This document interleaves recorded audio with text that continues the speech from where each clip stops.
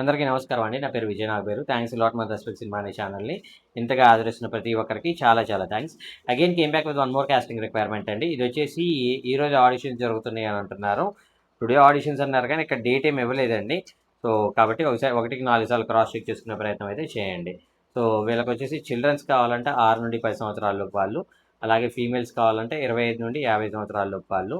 Audition location వచ్చేసి హైదరాబాద్ అని అంటున్నారు. మెసేజ్ మీ అని ఇక్కడ వాళ్ళ కాంటాక్ట్ నెంబర్ ఇచ్చారండి. అది నేను మీకు చెప్పే ప్రయత్నం చేస్తాను. దానికంటే ముందు నేను మీకు ప్రీవియస్ వీడియోలో ప్రామిస్ చేశాను కదా! ఇంకే క్రాఫ్ట్స్‌లో మీకు ఎదగటానికి కావచ్చు, డబ్బులు రావడానికి కావచ్చు, ఎలాంటి ఒక ఇది ఉంటుంది అనేది నేను మీకు చెప్పే ప్రయత్నం అయితే చేస్తాను. సో ఇక్కడ ఏంటి అంటే ప్రొడక్షన్ డిపార్ట్మెంట్ అనేది కూడా, ప్రొడక్షన్ అంటే ఏంటి అంటే ఫుడ్ పెట్టేవాళ్ళనమాట. ఇప్పుడు ఫర్ ఎగ్జాంపుల్ నా దగ్గరికి ఒక అబ్బాయి వచ్చాడు. ఆ అబ్బాయి పేరు వచ్చేసి వలీ షేక్ అని ఆ అబ్బాయి.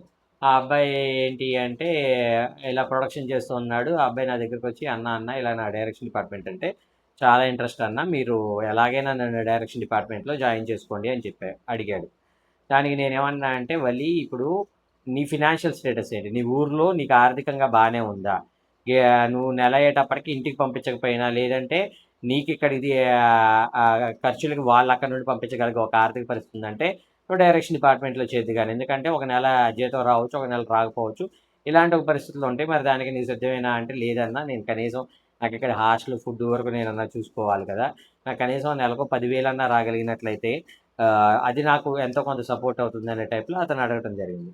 దానికి నేను ఇమీడియట్గా అతనికి ఏం చెప్పాను అంటే వద్దు, నువ్వు అసలు డైరెక్షన్ డిపార్ట్మెంట్ వైపు ఆలోచన కూడా చేయొద్దు అని చెప్పాను. అదేంటన్నా అని అడిగాడు. దానికి నేనేమన్నాను అంటే, ఇప్పుడు ఈ ప్రొడక్షన్ వైపు ఇతను ప్రొడక్షన్ బాయ్గా చేస్తున్నాడు. ప్రొడక్షన్ బాయ్గా చేస్తున్నందుకు టీవీ సీరియల్కి అయితే 700 నుండి 1000 రూపాయలు, అదే సినిమాకి అయితే నాకు సరిగ్గా ఐడియా లేదు, 1500 నుండి 2000 రావచ్చు అనుకుంటున్నాను, నాకు తెలీదు. సో అలాగొస్తున్నప్పుడు లెటర్స్ అజ్యూమ్ ఒక 1000 రూపాయలు అనుకుందాం, అది టీవీకైనా సినిమాకైనా కానీ. కొంతకాలం చేస్తూ ఉంటాడు. ఆ తర్వాత అక్కడ టీ మాస్టరు లేదంటే ఈ ప్రొడక్షన్లోనే కొంచెం బెటర్ పొజిషన్కి వస్తాడు. అప్పుడు 1000 నుండి 2000కో 3000కో వెళ్తాడు. అలా 3000కి వెళ్తున్న ఒక పొజిషన్కి వెళ్ళిన తర్వాత అతనికి మెల్లగా ఏమవుతాడు, ప్రొడక్షన్ ఇన్ఛార్జ్ అవుతాడు. అంటే నేనే ప్రొడక్షన్ పెట్టుకుంటాను సార్, నాకు ఒక అవకాశం ఇవ్వండి అని ఆ ప్రొడ్యూసర్ల దగ్గర ఎవరో ఒకళ్ళ దగ్గరికి వెళ్ళి అడుగుతాడు. అడిగి ఇలాగా నేను పెట్టుకుంటాను సార్ అని ఒక టైంలో అతనికి ప్రొడక్షన్ పెట్టుకొని ఖర్చులన్నీ పోను, అంటే ఫుడ్డు, నెక్స్ట్ కుర్రాళ్ళ బత్తాలు అన్నీ పోను, కనీసం రోజుకి 3 నుండి 5,000 మిగులుతాయి. ఇలాగా కనీసం ఒక 4-5 ప్రాజెక్టులు పట్టుకున్నాడు ఒక రోజుకి అనుకుందాం. లేదంటే సీరియల్సే ఒక 4-5 ప్రాజెక్టులు పట్టుకున్నాడు అనుకుందాం. So first week, third week 2 ప్రాజెక్టులు, అలాగే సెకండ్ వీక్, ఫోర్త్ వీక్ 2 ప్రాజెక్టులు పట్టుకున్నాడు అనుకుందాం. అంటే ఆల్టుగెదర్ 4 ప్రాజెక్టులు. 4 ప్రాజెక్టులో ఒక్కొక్క ప్రాజెక్ట్ 15 రోజులు పని ఉంది అనుకుందాం. 10 రోజులే పని ఉంది అనుకుందాం. ఎక్కువ రోజులు కూడా మనం అనుకోవద్దు, తక్కువ రోజులు అనుకుందాం. 10 రోజులు పని ఉంది అనుకున్నట్లయితే 4 ప్రాజెక్టుల మీద ఎన్ని రోజులు పని చేస్తున్నాడు? 40 రోజులు పని చేస్తాడు. ఒక రోజుకి ఎన్ని వేలు మిగులుతాయి అనుకుందాం? 4,000 మిగులుతాయి అనుకుందాం.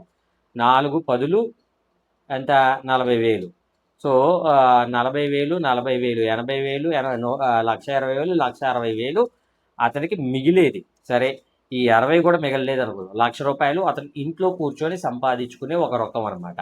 ఇదే నువ్వు డైరెక్టర్వో, లేదంటే కెమెరామెన్వో, లేదంటే మేనేజర్వో నువ్వు అయినట్లయితే అంత నీకు మిగలటానికి పాసిబిలిటీస్ ఉండదు. డైరెక్టర్ అంటే నువ్వు స్క్రిప్ట్ నువ్వే రాసుకోవాలి, లేదంటే ఎవడో నాలాంటి రైటర్ని పెట్టుకొని స్క్రిప్ట్ రెడీ చేయించుకోవాలి. ఇప్పుడు నాలాంటి రైటర్ అంటే నేను ఫ్రీగా పని చేయను కాబట్టి మళ్ళీ నాకు ప్రొడ్యూసర్ ఇవ్వకపోయినా నువ్వే ఇవ్వాలి, ఇచ్చి నా చేత పని చేయించుకోవాలి.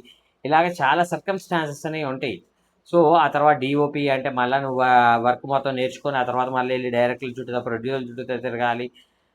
మేనేజర్ అయినా కానీ మళ్ళీ ప్రొడ్యూసర్ల చుట్టూ వాళ్ళ డైరెక్టర్లను బతివులాడుకొని వాళ్ళ చేత చేయించుకుంటూ ఉండాలి. ఇన్ని రకాల తలనొప్పులు ఉంటాయి. అది ప్రొడక్షన్ కానీ ఇలాంటి ఒక పొజిషన్కి వెళ్ళినట్లయితే నువ్వు ఒకళ్ళు కాకపోతే ఒక ప్రాజెక్ట్ కాకపోతే ఇంకో ప్రాజెక్ట్, అంటే నువ్వు మంచి ఫుడ్ పెడుతున్నావు, డైరెక్టర్కి ఇవ్వాల్సిన రెస్పెక్ట్ ఇస్తున్నావు అనేది ఉన్నట్లయితే ఆటోమేటిక్గా నీకు ఎటువంటి ఇబ్బంది లేకుండా జరిగిపోతూ ఉండదు. ఫర్ ఎగ్జాంపుల్ నాకు మీకు అర్థం అవటం కోసం నా లైఫ్లోనే జరిగిన ఒక మిరాకిల్ని నెక్స్ట్ వీడియోలో చెప్పే ప్రయత్నం చేస్తాను. ఎందుకు అంటే అది చాలా చాలా బాగుంటుంది, అది కొంచెం లెంతీగా ఉంటుంది. అంటే యాజ్ ఎ డైరెక్టర్గా నాకు కూడా లేని రెస్పెక్ట్ని ఒక ప్రొడక్షన్ ఒక వ్యక్తికి ఒక షాట్ ఎలాంటి ఒక రెస్పెక్ట్ వచ్చింది అనేది నేను మీకు డీటెయిల్గా చెప్పే ప్రయత్నం చేస్తాను.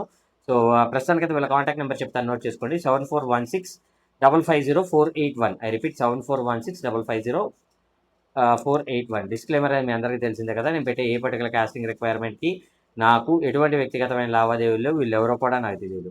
టైలర్లు ఎవరైనా మిమ్మల్ని డబ్బులు అడిగినా, మోసం చేసే ప్రయత్నం చేసినా నమ్మకండి, మోసపోకండి, జాగ్రత్తగా ఉండండి. వీడియో నచ్చిందా లైక్ చేయండి, వీలైనంత ఎక్కువ మందికి షేర్ చేయండి. ఎవరైతే సబ్స్క్రైబ్ చేసుకోకుండా చూస్తున్నారో please do subscribe and comment బాక్స్లోకి వెళ్ళి హైప్ కొట్టడం అయితే మర్చిపోకండి. Thank you and all the best.